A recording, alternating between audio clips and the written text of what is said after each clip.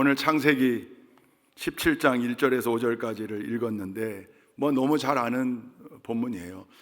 이름이 중요하다는데 이 일을 제기할 사람이 없습니다. 그죠? 이름. 동양에는 성명학이 있는가 하면 성명학에도 구성 성명학이 있고 구조 성명학이 있고 여러 가지가 있더라고요. 서양에는 수비학이라고 있어요. 뉴머럴로지. 이게 다 비슷해요. 우리가 내는 소리, 우리가 내는 문자, 소리로 가는 문자, 숫자의 에너지 파동이 주파수가 되고 그게 우리 귀에 들리고 이런 걸 논리적 근거로 이런 학문을 이어가는데 우린 그렇게까지 안 가도 사람은 누구나 들리는 거에 영향받고 살거든요. 뭘 듣고 사느냐에 따라 굉장히 차이가 나요. 믿음은 들음에서 나며 들음은 그리스도의 말씀으로 말미암느니라. 그러니까 그리스도의 말씀을 들을 때 믿음이 생긴다는 거예요. 그러니까 뭘 듣느냐가 굉장히 중요해요. 그런 면에서 이름을 어떻게 짓느냐. 왜 평생 그 이름으로 불리며 살잖아요. 들리는 거거든요. 매우 중요해요. 뭘 듣고 사느냐. 여러분, 그래서 요즘은 예전에 잘 안 쓰던 용어 또 없던 용어인데 가스라이팅. 그 가스라이팅이 옆에서 자꾸 엉뚱한 얘기, 거짓의 얘기, 악한 얘기 그거 해가지고 사람을 장악하는 거잖아요. 가스라이팅. 계속 그 얘기하는 거예요. 악한 영의 괴계가 뭡니까? 악한 영의 괴계에 따른 작전, 실행이 뭡니까? 늘 속삭이는 거예요. 귀에 속닥. 오죽했으면 로마서 1장에 수군거리는 자가 사형에 해당이 돼요. 왜냐하면 의로운 소리는 큰 소리로 내게 돼 있고 거짓의 얘기, 비난하는 얘기, 잘못된 얘기, 음해하는 얘기는 늘 속닥속닥이거든요. 사람은 뭘 듣고 사느냐가 중요해요. 그런 면에 이름이 중요하다는데 이 일을 제기할 사람이 없어요. 제가 아마 몇 달 전에 이름에 집착하는 한국 사람들, 그 거룩한 계보에 대해서 설교하면서 오죽했으면 석굴암 부처 여기 위에도 이름을 새겨놨더라는 거 아니에요. 보수하려고 사다리 타고 올라가 봤더니 저 설악산 비산대에 김옥균이하고 그 아버지 이름 새겨놓은 것처럼 이름에 집착. 성경에 보니까 이름에 대한 얘기들이 많이 나와요. 여러분, 우리 한국 사람들의 이름 가운데, 그러니까 우리 부모님들이 이름을 지을 때 물론 예전에는 신분의 차이가 있고 천한 사람들이라고 이야기하고 여겨졌던 그분들에게는 귀한 이름이 주어지질 않았어요. 그래서 무슨 마당새, 개똥이, 소똥이 그렇게 불렸죠. 그러나 신분제가 철폐되고 여러분, 그 어떤 부모가 자기 자녀에게 이상한 이름 지어주려고 하겠어요? 늘 귀한 이름, 좋은 뜻의 이름. 여기 함정이 있어요. 우리 한국 이름에는 다 한자로 쓰다 보니까 한자로는 정말 좋은 뜻인데 그게 이제 불려지는 데는 좀, 얼마 전에 주민등록상에 희귀한 이름, 이게 정말 공식적으로 등록된 이름이 맞나 싶은 정도의 이름들이 많더라고요. 너무 심한 이름은 소개하기가 좀 설교단에서 그렇고, 이름이 욕 같아요. 이름이 왜 이렇게 줬을까 잘 이해가 안 되는. 근데 이해가 되는 좀 특이한 이름은 있어요. 그런 뜻, 나라의 봉우리, 나라의 정상이 되라. 나라 국자에 봉우리 봉자를 썼더라고요. 국봉. 근데 성이 방씨예요. 방씨. 그러니 얼마나 어릴 때 안 봐도 비디오죠. 얼마나 놀림 받았을까요, 그죠?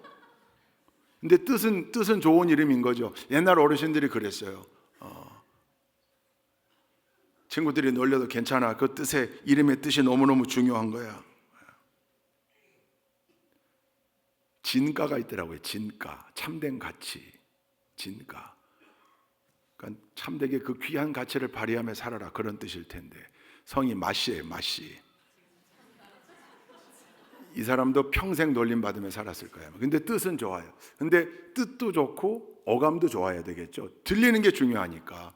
한국에 제일 긴 이름이 있더라고요. 딸이에요. 박씨인데 17자예요. 이름이 정식 등록된 이름이에요.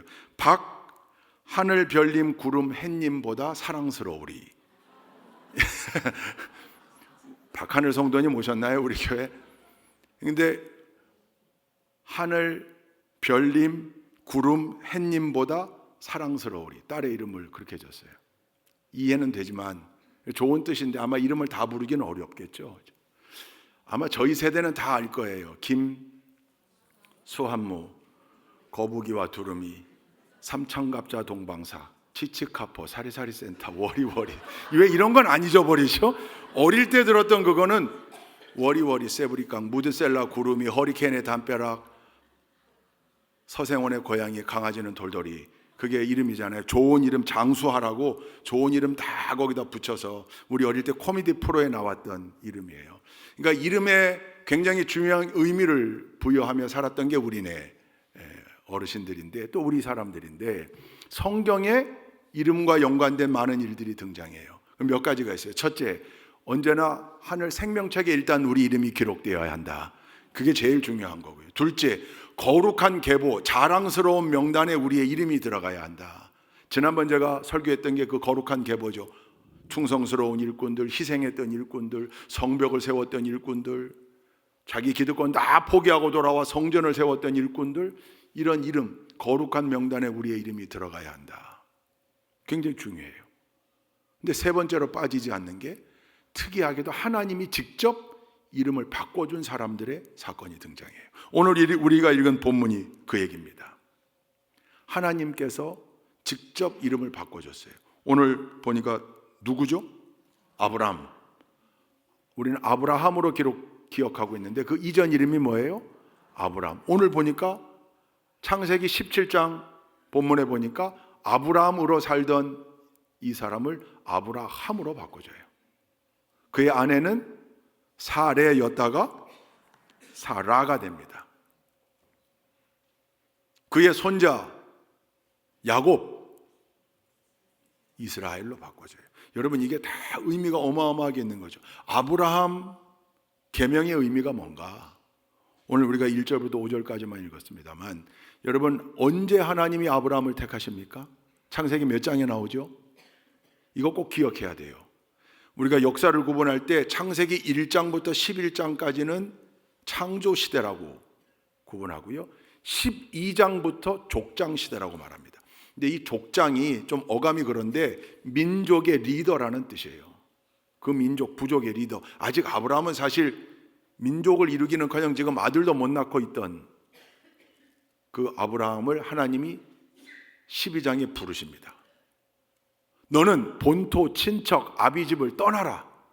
지금 살던 그곳을 떠나라. 75년간 살던 그곳을 떠나라. 그리고 어디로 가라? 내가 너에게 보여줄 땅, 지시할 땅으로 가라. 아직 안 보여줬어요. 그 청사진을 다 보여주고 난 다음에 떠나라고 했던 게 아니라 일단 급선무는 떠나라. 왜 떠나라고 그랬냐? 그 삶의 본거지를. 거기가 우상 숭배가 창궐했던 땅이거든요. 이라크 남부 지역의 나시리아예요. 서희 제마 부대가 파병되어 있던 곳, 거기에 원래 자이툰 부대가 가려고 했는데 갑자기 바뀌어서 북쪽 아르빌로 간 거예요. 갈대아 우루, 아브라함의 고향. 왜 하나님은 여기를 떠나라고 그랬는가?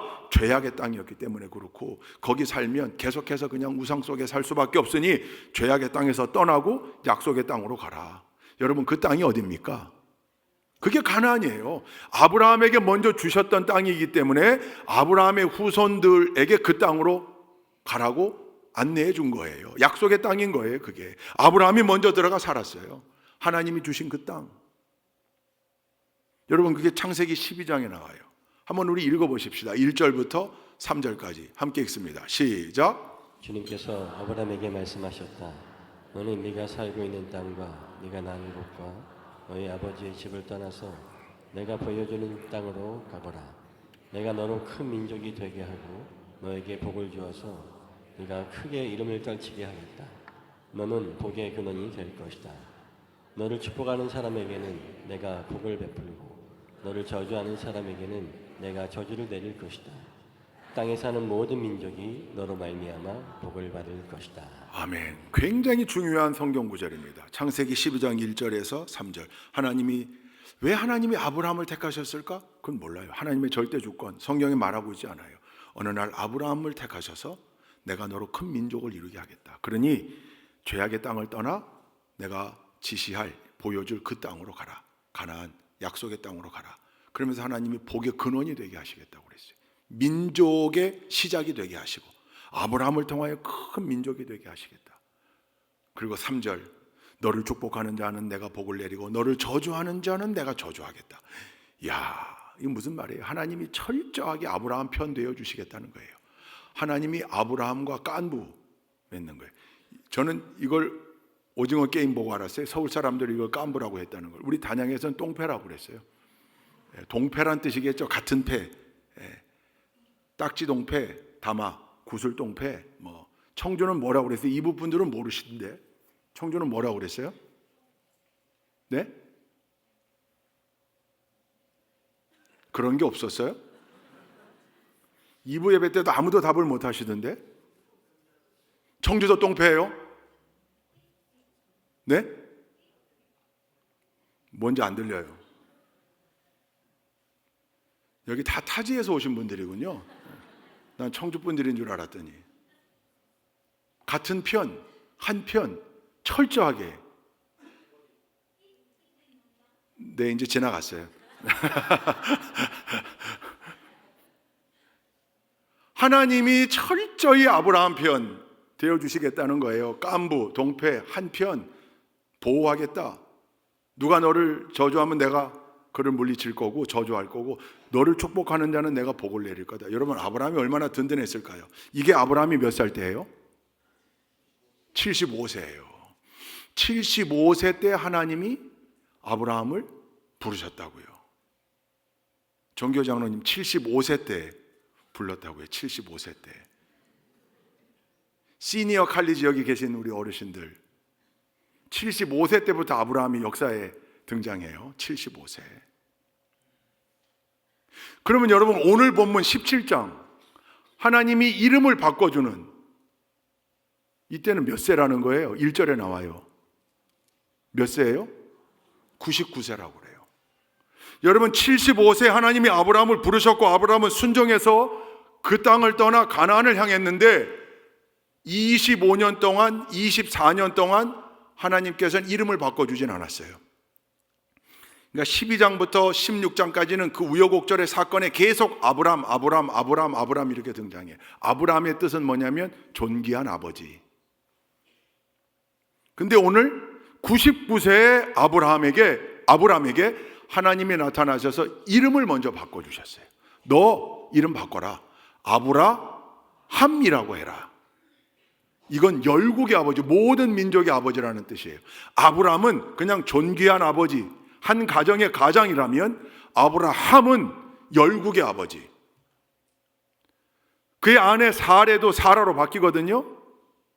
사레는 나의 공주, 나의 왕비님 이런 뜻이라면 사라는 사라가 되는데 사라, 모든 민족의 어머니 그런 뜻이에요. 여러분, 75세 때 아브라함을 부르신 하나님이 24년이 지난 99세 때 아브라함으로 이름을 바꿔주세요. 그리고 난 다음에 1년 뒤에 무슨 사건이 벌어집니까? 드디어 아들 이삭을 낳습니다. 근데 먼저 난 아들이 있잖아요. 이스마엘. 99세 이름 바꾸기 13년 전에 이스마엘 아들이 태어났어요. 그런데 하나님은 거기는 약속의 아들이 아니라는 거예요. 99세 때 이름을 바꿔주신 다음에, 그리고 할례를 행하게 한 다음에 100세 때 이삭을 낳게 합니다. 여러분, 아브라함이 아브라함이 되고 사레가 사라가 되는데 동일하게 히브리어 알파벳 해가 추가됩니다. 해. 히브리어 알파벳이 22자예요. 알렙, 벳, 기멜, 달렛, 해, 와우, 자인. 22글자로 되어 있어요. 알파벳이. 그 가운데 5번째에 해당하는 해. 아브라함에도 해가 추가되고 사라에도 해가 추가돼요. 5번째 알파벳인데 컵을 거꾸로 엎어놓고 왼쪽에 구멍 뚫린 것 같은 문자예요. 이 해는 뭘 뜻하는가? 숨을 뜻해요. 숨, 호흡,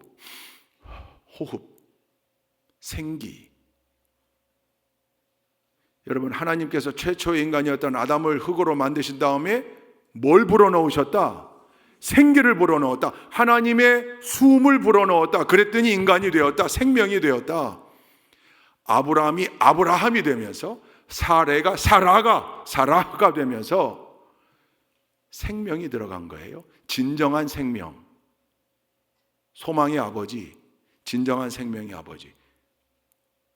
그리고 나서 약속의 아들 이삭이 태어나고 이삭의 아들로 야곱이 태어나고 야곱의 이름이 민족의 이름이 되는 이스라엘로 바뀌고 야곱의 12아들이 이스라엘 민족의 12지파의 시조가 되어 결국 민족을 이루는 그 역사가 여기 창세기 17장 이름을 바꿔주시고 할례를 행하는 일로 시작된다고요. 이름이 얼마나 중요한지 몰라요. 할례도 얼마나 중요한지 몰라요. 여러분, 우리가 오늘 본문을 다 읽진 않았는데 9절부터 15절에 보면 이 할례 사건이 나옵니다.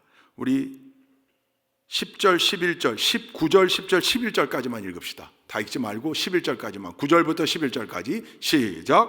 하나님이 또 아브라함에게 말씀하셨다. 너는 나와 세운 언약을 잘 지켜야 하고 내 뒤에 오는 너의 자손도 대대로 이 언약을 잘 지켜야 한다. 너희 가운데서 남자는 모두 할례를 받아야 한다. 이것은 너와 내 뒤에 오는 너의 자손과 세우는 나의 언약, 곧 너희가 모두 지켜야 할 언약이다. 너희는 포피를 베어서 할례를 받게 하여라. 이것이 너와 너희 사이에 세우는 언약의 표이다. 할례, 이름을 아브라함에서 아브라함으로 바꿔주신 다음에 언약의 징표로 할례를 받게 해요. 99세에. 그리고 100세의 아들 낳습니다. 할례 언약이에요. 이때부터 이 후손들은 사내 아이가 난 지 8일 만에 전부 할례를 행해요. 언약 백성의 표시였어요. 그리고 나서 위대한 약속의 아들이 태어나요. 여러분, 오늘 교회력에 오늘 주일을 선포할 때 주현 후 첫째 주일이라고 그랬어요. 지난주는 성탄 후 둘째 주일. 그럼 주현절이 언제였느냐? 1월 6일이에요. 에피파니, 주현, 주님께서 나타나셨다, 현현하셨다. 이게 뭘 기념하는 절기냐면 주님께서 요단강에서 세례 받으시고 드디어 메시아로서의 사역을 시작하신 그날을 기념하는 절기가 주현절이에요. 예수님이 메시아로서의 공생애를 시작하실 때 뭐 받고 하셨다고요? 세례. 구약 할례의 신약적 의미가 세례예요. 새로운 존재가 되는 거예요. 아브라함은 이름까지 바꿔주셨어요. 그래서 아브라함 계명의 이 의미가 무엇인가? 부르시기는 75세에 불렀는데 실제로 민족의 역사가 시작된 건 100세부터. 하나님께서 위대한 일을 행하시기 전에 그에게 걸맞는 이름을 주셨고 그 이름으로부터 시작하여 민족의 역사가 태동되었다. 할렐루야. 여러분, 오늘 우리 임 장로님 기도하시면서도 올해 우리 교회가 창립 40주년을 맞는 해라고 기도했는데 한국 기독교는 140주년이에요. 1985년도 우리 교회가 개척할 때 그 해가 한국 기독교 100주년이 되는 해예요. 그래서 전국적으로 수많은 교회들이 개척했어요. 올해 40주년 맞는 교회가 엄청 많을 거예요. 청주 지역만 해도 저 금천교회, 지금은 감리교에서 나갔지만 흰돌교회, 우리 교회, 그리고 그 외에도 교회들이 많아요. 다 1985년도에 개척한 교회들이에요. 왜 그때 개척했냐면 한국 기독교 100주년, 1885년 부활절 아침이었던 4월 5일 제물포항에 아펜셀러 선교사하고 언더우드 선교사가 내립니다. 역사적인 아침이죠. 근데 여러분, 우리 감리교인으로서 이 역사는 좀 알아야 돼요. 그냥 1885년 아펜셀러와 감리교회 아펜셀러와 장로교회 언더우드가 함께 내렸다, 이렇게만 알면 안 돼요.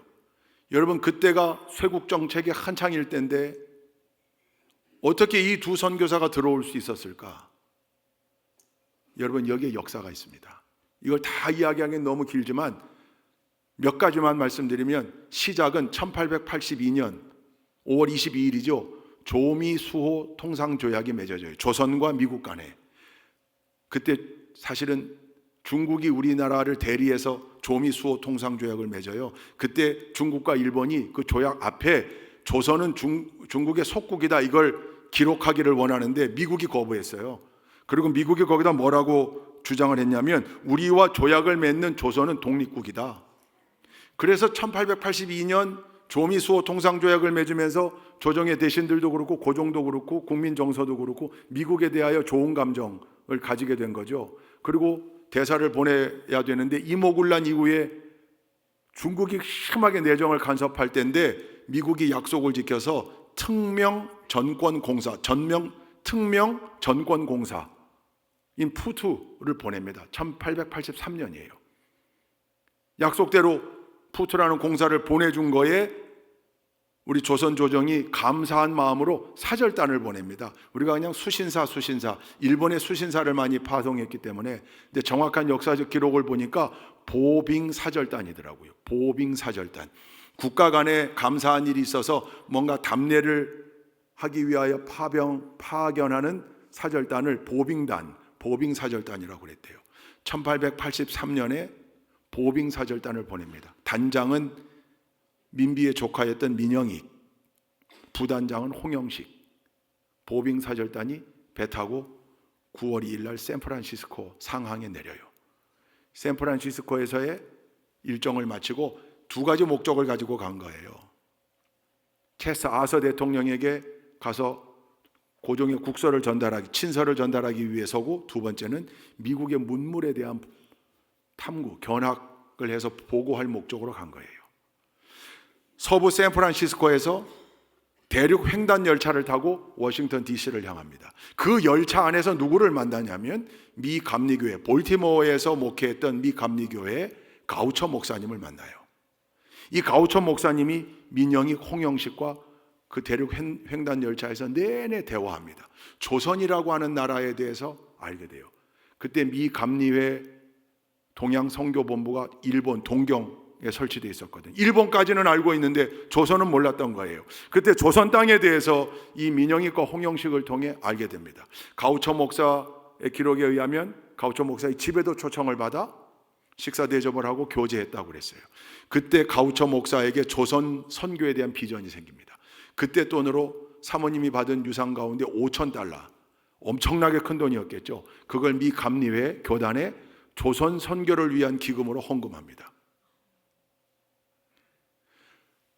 기록에 보면 이 보빙 사절단이 뉴욕에 가가지고 온갖 곳을 다 돌아보고 발레 공연도 보고 당시에 메이시 백화점도 둘러보고 기록에 다 나와요. 그리고 매일 저녁 민영익과 홍영식이 저녁마다 보고 들은 얘기를 서로 다시금 기록하며 토론하고, 왜냐하면 미국의 신문물을 받아들이기 위해서. 근데 이미 그때 홍영식의 머릿속에는 가우처 목사를 통해 주입된 게 있었어요. 우리나라가 잘 살기 위해선 미국의 교육제도, 학교 설립해야 되고 불쌍한 백성들을 위해 병원 가져와야 된다.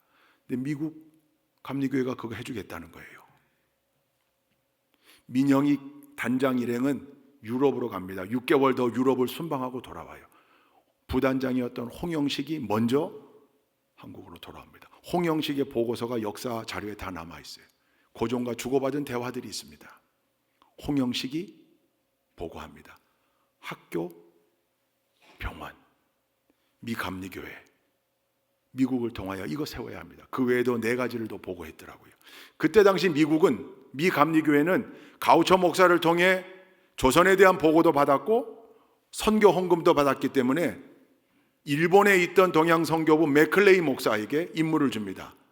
조선에 가서 이 가우처 목사가 얘기한 내용들이 어느 정도가 사실인지를 알아보고 선교사를 보낼 수 있는지를 파악해라. 맥클레이가 와서 다 조사해요. 그리고 맥클레이 목사가 보고서를 만들어서 김옥균을 통해 고종에게 전달합니다. 제안서입니다. 학교와 병원 설립에 대한 제안서입니다. 홍영식의 보고를 받았던 고종이 김옥균을 통하여 맥클레이 목사의 학교 설립, 병원 설립에 대한 제안을 듣고 1884년 7월 2일 윤치호 일기에 나옵니다. 고종이 드디어 선교를 윤허하셨다. 미 감리교회 학교 설립과 병원 선교, 병원 설립을 윤허하셨다. 7월 2일입니다. 그 내용을 본국이 보고를 받은 다음에 기쁜 마음으로 신문에 광고 냅니다. 조선 땅에 가서 복음 전할 감리교 젊은 목사를 찾습니다. 그때 손든 사람이 필라델피아 랭카스터의 아펜셀라였습니다. 준비를 다 하고 있는데, 여러분, 미국은 장로교회가 아주 작은 교단이에요. 침례교회가 제일 크고 그 다음이 감리교회예요. 장로교회는 지금도 아주 작아요. 그 장로교회가 조선 선교의 길이 열렸더니 우리도 선교사를 같이 보냅시다. 그래서 언더우드가 함께 오게 된 거예요. 한국 기독교 140년 역사는요, 감리교회로부터 시작된 거예요. 미국 감리교회. 이 역사 속에 100주년이 되던 해에 우리 좋은 교회가 세워졌습니다. 선교사들의 피 위에, 헌신 위에 100년간 한국교회 역사가 이어졌고, 100주년을 기념하여 1985년 7월 17일 우리 좋은 교회가 개척 설립 예배를 드리고 시작했고, 복명동 시대를 거쳐 이곳 은항골에 터를 잡고 우리가 이렇게 신앙생활하고 있습니다. 처음에 교회 이름 지을 때 시비 많았대요. 그때까지만 해도 형용사로 이름 짓는 교회가 없었거든요. 전부 무슨 제1교회, 중앙교회 다 그랬지. 근데 좋은 교회, 하나님 우리에게 주신 좋은 이름이죠. 좋은 교회. 그랬더니 뭐 좋은 교회가 무슨 말이냐, 그럼 뭐 나쁜 교회도 있냐, 뭐 시비가 많았대요. 지금은 우리가 익숙한데 행복한 교회, 그죠? 아름다운 교회, 뭐 이렇게 형용사 이름이 익숙한데 40년 전만 해도 그렇지 않았던 거죠. 그래서 또 우리 교인들이 또 반박했다는 거 아니에요. 뭐 제1교회가 있으면 제2교회, 중앙교회가 있으면 변두리 교회가 있냐, 뭐 제2교회는 있어요. 제2, 제3. 제1교회에서 개척한 교회를 제2교회로 명명하고 또 제3교회도 명명한 지역들이 있어요. 여러분, 우리가 40년 동안 좋은 교회로 불렸어요. 140년 동안 감리교회 기반 위에 우리가 서 있어요.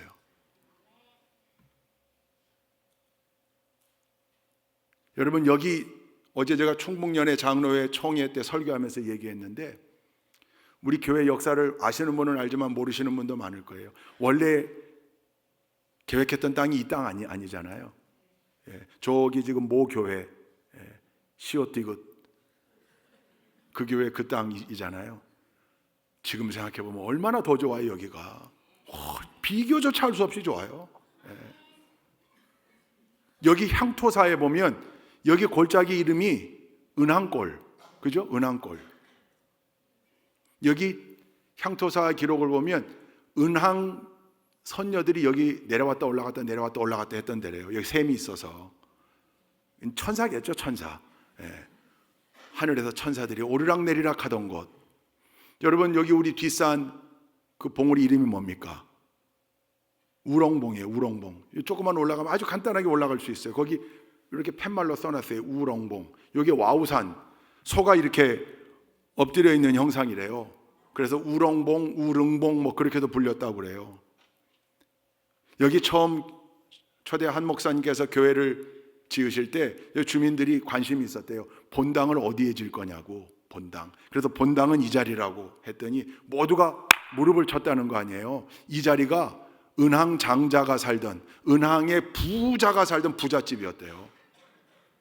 근데 왜 그러냐면 요 소, 엎드려 있는 소에서 소똥이 떨어지는 자리래요, 여기가.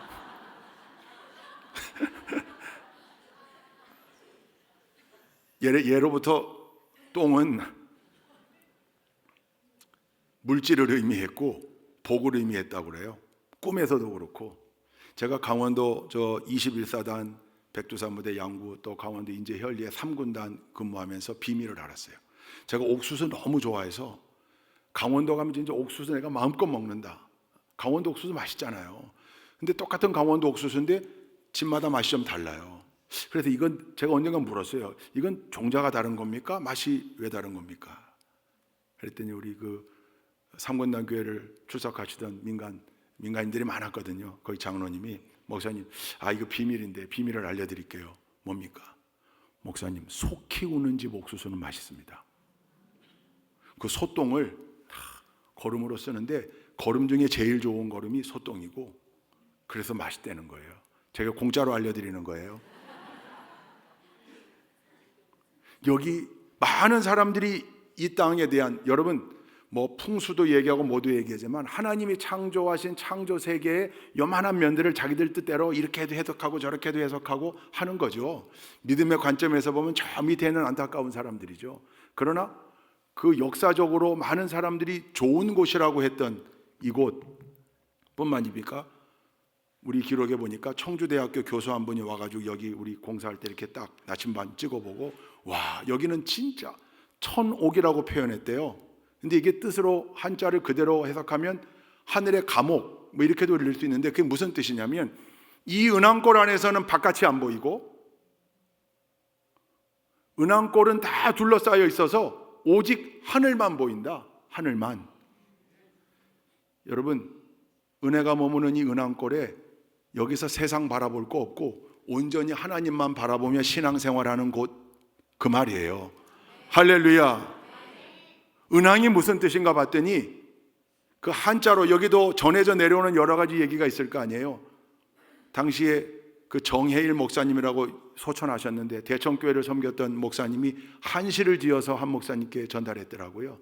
보니까 세 가지로 해석해서 은혜의 항아리, 은혜의 항구, 은혜가 항상 있는 곳. 우리 중예배실 앞에, 제단 앞에 거기를 이렇게 움푹 들어가게, 실용적인 측면에서 보면 진짜 쓸데없는 것처럼 보이지만 그게 의미가 있는 거예요. 은혜의 돌 항아리, 은혜가 머무는 곳, 은혜가 모이는 곳. 할렐루야. 은혜의 항구, 여긴 청주 충북 내륙이니까 뭐 항구가 있을 일은 없지만, 그러나 세상에 수많은 인생의 배들이 들어와 정박하고 정착하고 쉼을 얻을 수 있는 곳 뿐만 아니라 가장 중요한 은혜가 항상 머무는 곳, 그게 은왕골이에요. 아브라함이 되면서 열국의 아버지, 인류의 아버지가 되어 그 후손, 그때는 아들 하나가 귀했는데 결국 하나님께서 그걸 성취시켜 주셔서 약속의 아들 이삭을 주시고 그 아들 야곱을 통하여 12아들을 주시고 12지파가 되게 하시고 민족을 이루게 하신 하나님이 유대 민족에게만 국한된 게 아니라 열국의 아비라는 이름, 아브라함의 뜻에 맞게 온 인류의 믿음의 아버지로 아브라함을 세우셨습니다. 하나님이 이름대로 행해 주신 겁니다. 그러면 이 땅에서 한국기독교 140년 감리교, 자랑스러운 감리교단 이름을 가지고 140년 역사 위에 100주년이 되던 해에 좋은 교회라는 이름으로, 당시에는 특이했지만 정말 좋은 이름으로 세워져서 40년간 불려온 우리 교회, 하나님이 이 축복의 땅을 허락하셔서 은혜가 항상 머무는 곳, 세상 바라보지 않고 오직 하늘만 보이는 곳, 하나님만 보며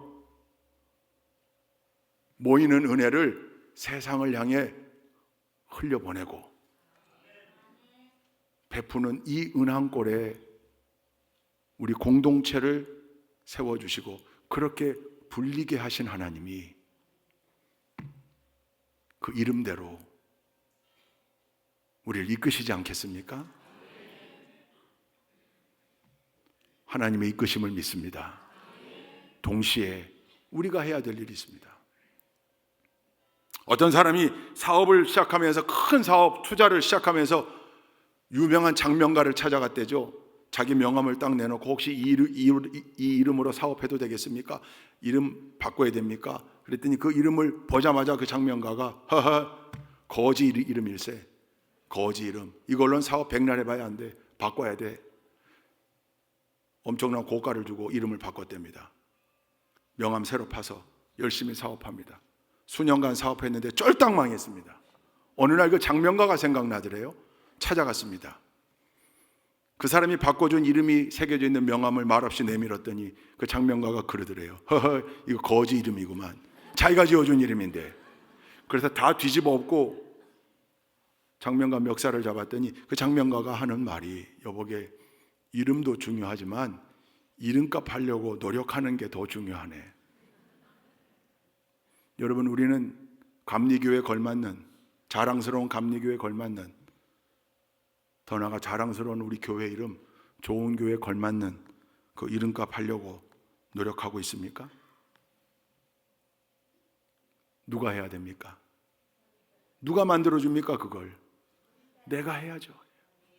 내가, 각자가 좋은 교회, 이름에 걸맞는 멋진 공동체, 하나님 주신 이 위대한 사명을 다하는 공동체, 앞장서서 땀 흘리고 일하고 노력하고 애쓰는 여러분, 이 공동체, 우리가 40살이에요. 우리 교회가. 아브라함 링컨이 40살이 되면 자기 얼굴에 책임을 져야 된다고 그랬어요. 이제 다음 40년을 위해서 도약해야 될 아주 중요한 해입니다. 저절로 만들어지지 않습니다. 이름값 하기 위해 우리 모두가 노력해야 됩니다. 한국 곳곳에 특히 향토 사학 자료들 보면 다 나와요. 어디든지 이런 이름들이 있어요. 마을 이름. 여기도 찾아보니까 우리 여기 청주 공항이 생긴 여기에 비행기가 내리는 자리는 비하리, 비행기가 뜨는 자리는 비상리. 그게 그때는 공항도 없었고 옛날에 비행기가 어디 있습니까? 찾아보니까 그건 나중에 좀 비자를 바꿨더라고요. 비석 원래 비자인데 그걸 날비자로 해가지고.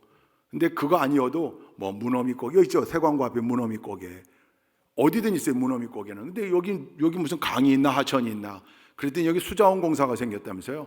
저 대청에서 호에서 가져오는 물 파이프를 천안까지 밀어주는 그러니까 이름은 과거의 어떤 사연 때문에 지어지는 이름도 있고 마을 이름이 현재적 상황에 따라 이름을 바꾸는 이름도 있고 세 번째가 중요해요. 우리 조상들이 누가 줬겠어요? 영감을. 하나님 주신 거겠죠. 하나님 주신 영감으로 이름 지었는데 나중에 봤더니 그 이름에 꼭 맞는 일들이 그 마을에서 일어나더라.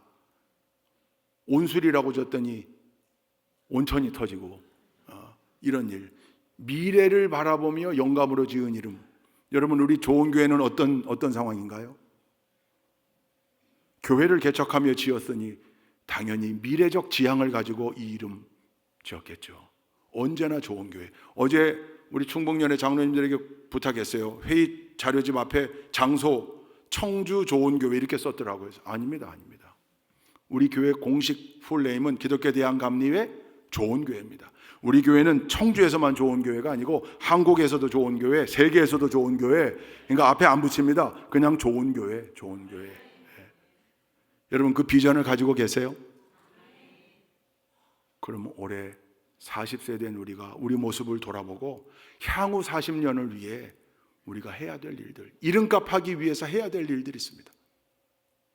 벌써 시간이 이렇게 됐는데 제가 여러분에게 딱 3가지만 부탁하려고 해요. 뭐 너무 많은 일들이 있지만 해야 될 사명이 너무 많아요. 근데 우리 캠페인으로 올 한 해 여기 진짜 이거 노력해 봅시다. 곳곳에 막 써붙이고 하려고 그래요. 첫째, 언제나 밝게 인사하는 교회. 좀 밝은 교회. 그리고 인사 좀 잘하는 교회. 그래서 이 은항골 안에서는, 은항골 안에 있으면 다 우리 교인이잖아요. 교인 아닌 사람도 있겠죠. 손님이겠죠. 인사한다고 뺨 맞겠습니까?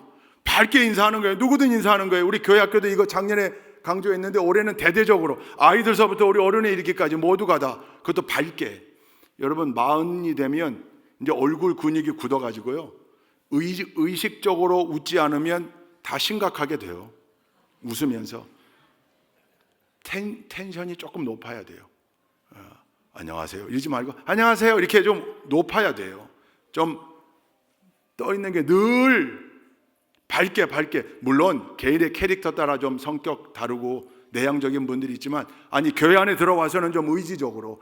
그래서 내 인사가 동역자를 기쁘게 하고 행복하게 하고 우리 교회를 방문하는 사람들에게 여기는 뭐가 있길래 이렇게 다들 기쁠까, 좋을까.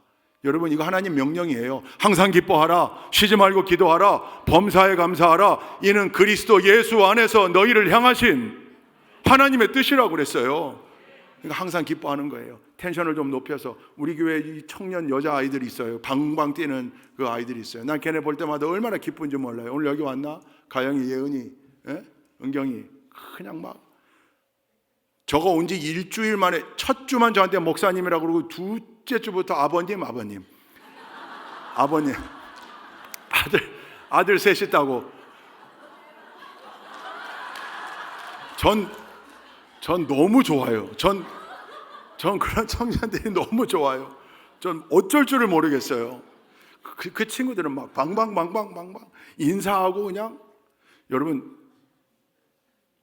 모두가 다 우리 모두가 다 우리를 처음 보는 세신자가 오든 손님이 오든 방문객이 오든 택배 하시는 분이 오든 그저 밝게 인사하는 교회, 안녕하세요, 건강하시죠, 평안하세요, 인사하는 교회. 할렐루야.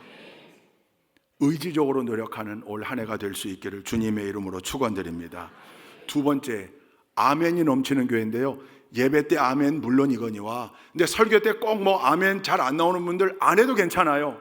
가급적 하면 좋겠죠. 왜? 하나님이 그게 복이라고 했으니까. 근데 이 아멘은 긍정적 기운을 말하는 거예요. 파지티브. 네가티브 말고 파지티브. 늘 소망을 말하고 가능성을 말하고 해보자고 하고 박수 쳐주고 잘한다 잘한다 하고. 할렐루야. 이 긍정적 기운이 넘쳐야 돼요.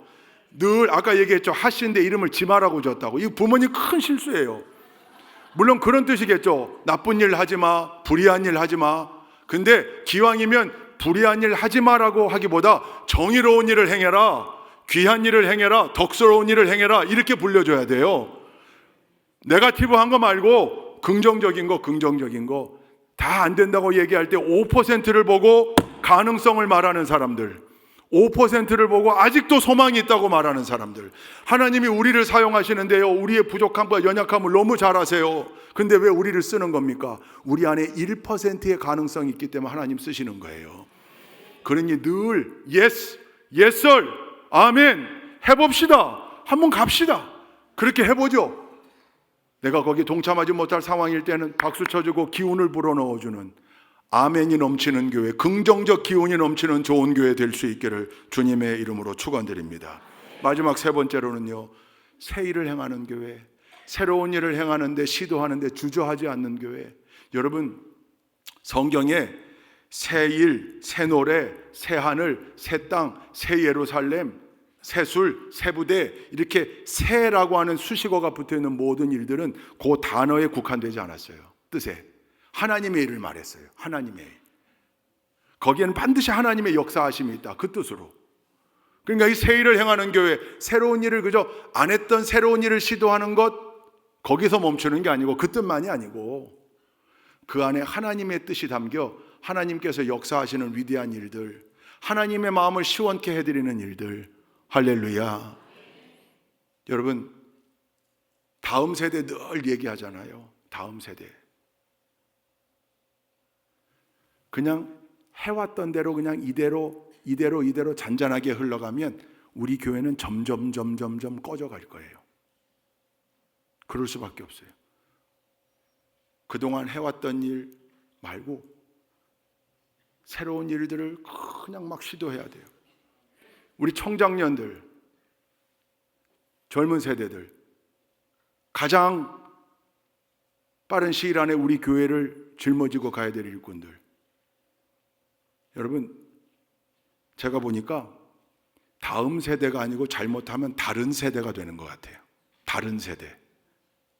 신앙의 생각이, 교회에 대한 생각이, 영적 리더십에 대한 생각이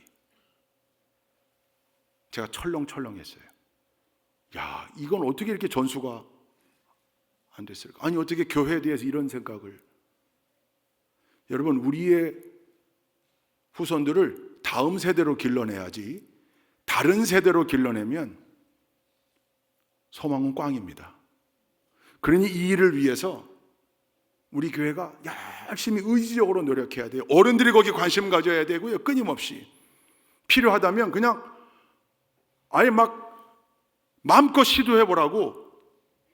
청정년에도 한 우리 교회 재정으로 1억을 그냥 주고, 우리 교회 학교도 1억, 니들 해보고 싶은 거, 할 수 있는 거 한번 다 해봐라, 마음껏. 뭘 사 먹든 사주든 뭘 하든 간에 그거 가지고. 심각해지시네, 표정이. 1억이 됐든 2억이 됐든, 아니 그 정도로 그렇게 파격적이 됐든 해야 된다니까요. 새로운 교회 공동체 내일을 위해서는요, 지금까지 해왔던 루틴 안에서는 안 된다니까요. 그러니까 새로운 일을 시도하는데 두려움이 없어야 돼요. 좌고우면하지 말고 주저하지 말고 거기에 하나님의 역사하심과 하나님의 뜻이 있다. 여러분, 이 일을 행하는데 최선 다하는 올 한 해 우리 교회가 기독교 대학 감리회 좋은 교회 이름값